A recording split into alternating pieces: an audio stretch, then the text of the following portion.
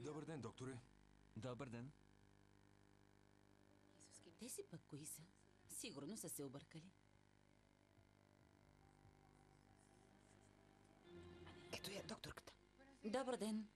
Добър ден, ден, доктор доктор Мартинес. Най-после идвате, докторе. Всички ви чакаме. Защо? Има ли нещо? Вече всички знаем, не се тревожи. Докторе, от името на всички сестри бихме желали да ви се извиним, ако сме ви накарали да се чувствате зле. Аз искам да призная професионализма, който доказахте с работата си, Рафаела. Трябва да се гордеете с уважението, което си спечелихте в тази болница. Извинете, но не разбирам за какво говорите. Явно още не знаете. Уверете се сама, Рафаела. Вече всички знаем, че сте дъщеря на доктор Делавега.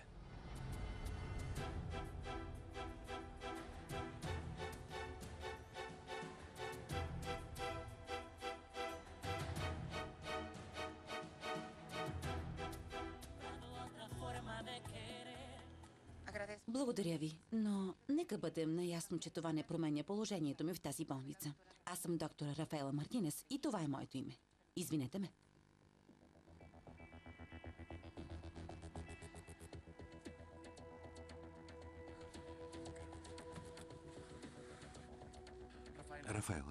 Рафаела, моля ви, разбирам как се чувствате. Ако мога да ви помогна с нещо. Не, благодаря. Това засяга само доктор Делавега и мен. Аз също и мен. Чувствам се ужасно, че ви обвиних, че сте любовница на директора. Знам, че ви обидих. Ако това ще ви олегне, няма проблем. Приемам извиненията ви. Не, Рафаела. Рафаела, въпросът не е да приемете извиненията ми. Искам да ми простите, Рафаела. Откакто научих за истинската ви връзка с директора, не мога да спра да мисля как ви обидих. Искам да чуя, че ми прощавате. Кажете ми нещо. Ако доктор Делавега не беше обявил публично коя съм, щяхте ли да промените мнението си за мен? Всъщност, Рафаела, аз исках... Не. Не се тормозете да търсите думи. Вече ми отговорихте.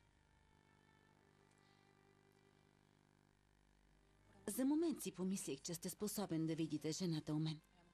Но очевидно, забелязвате само външността на жените.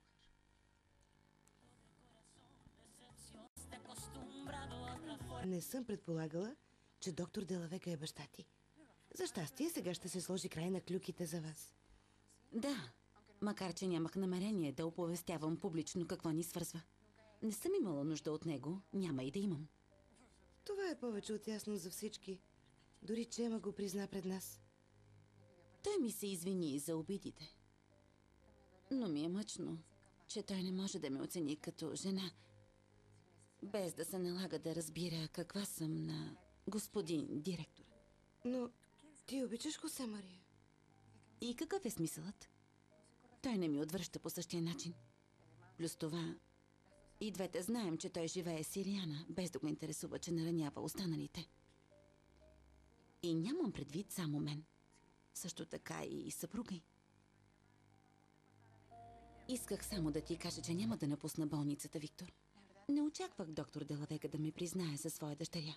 Особено по такъв начин. Дори не знам как се чувствам. От една страна се радвам да остана, но от друга ми е мъчно, че не мога да вярвам на доктор Байс.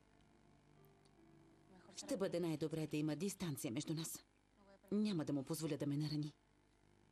Нямам такова намерение, доктор Мартинес. Какво правите тук? Наистина не възнамерявах да ви подслушвам. Не ми е приятно, че мислите така за мен. Не се очудвайте. Дадохте ми достатъчно поводи да се съмнявам във вас. Да, не го отричам, но мисля, че всички заслужаваме втори шанс. Тогава приложете го в ежедневието си, доктор Байес. Мъжът на Илияна също смята, че заслужава втори шанс да си върне съпругата. Но разбира се, вие няма да му позволите.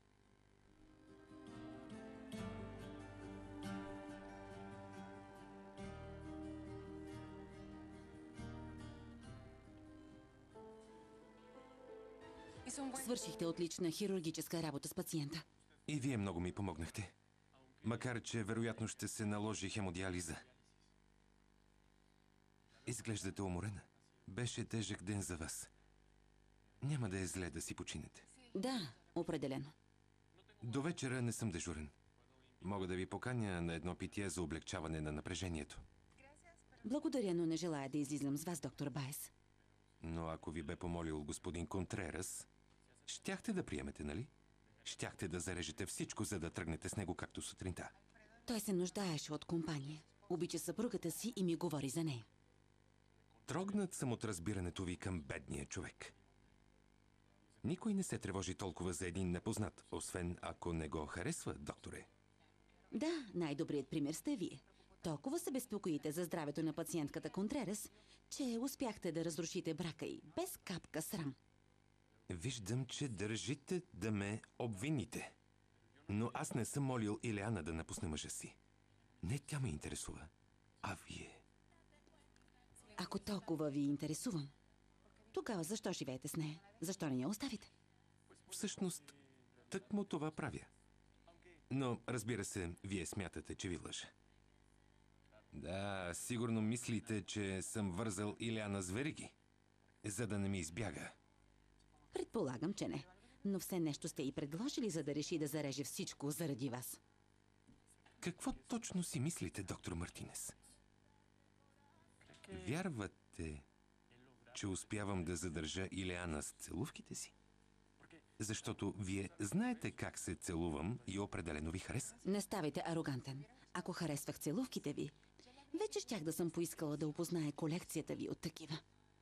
Докторе, предизвиквате ме да ви целуна. Знаете, че съм способен да го направя. Не се опитвайте. Целувките ви не ме карат да изпитвам нищо, доктор Байес. Тогава не бива да се боите, че ще ви целуна, докторе. Ще ми позволите ли?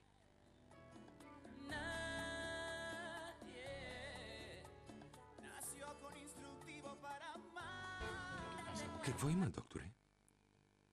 Боите се, че целувките ми ще ви накарат да се влюбите? Мислите, че съм влюбена във вас? Смятате ли, че ще пренебрегна гордостта и достоинството си заради целувките ви? Не. Не казах това, но вие ми отвърнахте. Не можете да отречете Рафаела. И за щастие се уверих, че целувките ви не са достатъчни, за да дам сърцето си на мъж като вас. Мъж, който единствено си играе с чувствата на жените, омъжени или не. Докторе, съжалявам, че имате лошо мнение за мен. Но ви уверявам, че Илиана знае много добре, че не желая да имам връзка с нея. Тогава не е зле да и го кажете, защото се съмнявам да го знае. В противен случай нямаше да живее с вас.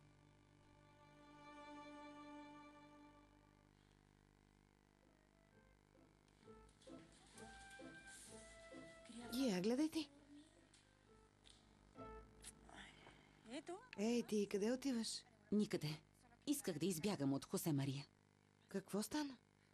В момента бих предпочела да ме преместят от болницата Арели. Много ми е трудно да прикривам чувствата си. Винаги, щом Хосе Мария се доближи, краката ми омекват. И постоянно ми повтаря, че го интересувам, макар да знам, че това не е вярно. Аз пък мисля, че го интересуваш и е възможно да си несправедлива с него. Не започвай да ме убеждаваш, Арели, моля те.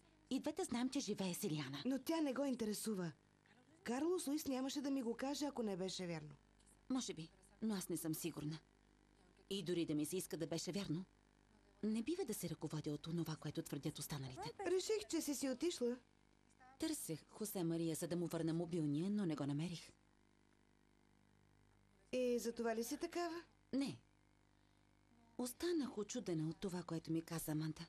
Увери ме, че Хосе Мария не харесва Илиана и че тя е тази, която го търси, но той не иска да я вижда.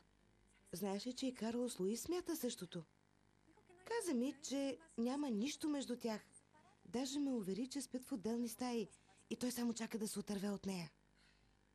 Арели, не знам какво да мисля. Не искам да бъда несправедлива, но не мога и да се отдам на чувствата си заради думите му. Погледите му или мнението на другите. Трябва да се уверя лично. Така ще бъде най-добре. Разбирам те, но не виждам как можеш да се увериш. А що се отнася до мобилния, ако искаш, дай ми го. Карлос Луис ще мине да ме вземе и ще ходим за поканите за сватбата. Ще го помоля да му го занесе. Искам да ми дадеш адреса на пансиона. Ще занеса мобилния на Хосе Мария. Какво? Но нали ти казах, че Карлос Луис... Не, няма да пропусна този шанс да науча истината. Искам да видя с очите си, че между Хосе Мария и Илиана няма нищо. Няма да повярвам, докато не го видя.